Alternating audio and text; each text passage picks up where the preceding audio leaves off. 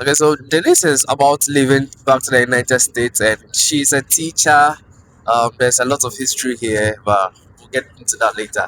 So, Denise, I was wondering, since you've been in Ghana and you've kind of seen a little bit of our educational system, is there anything you'd want to maybe borrow from how school works in Ghana to New York? And is there anything you'd want to bring from how school works in New York to Ghana? So I would say that most teachers would say the way that your students greet teachers, they call them madame, or they're very, very polite. Um, Not that our children are excessively rude, but there is something to be said for how well behaved Ghanaian children are. And I'm sure if you're a Ghanaian teacher, you may differ and say that they're not very well behaved all the time. But what I've witnessed, they are incredibly respectful, and that's really, really lovely. Is there anything you think the Ghana education system would benefit from? Yeah, if you don't do corporal punishment with them, Yeah. I think that should be eliminated immediately. I think Yeah. it's easy to strike a child. Yeah.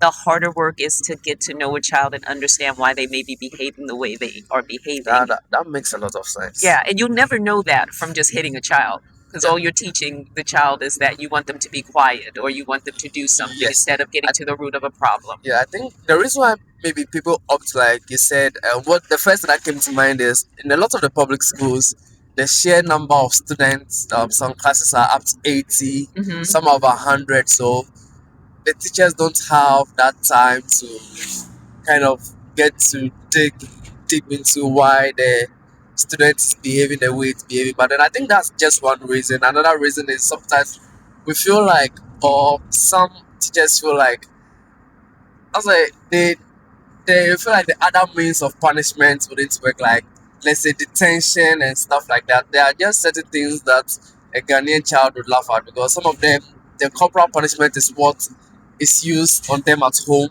So anything, and I feel that's kind of like the worst kind of punishment you could give a child.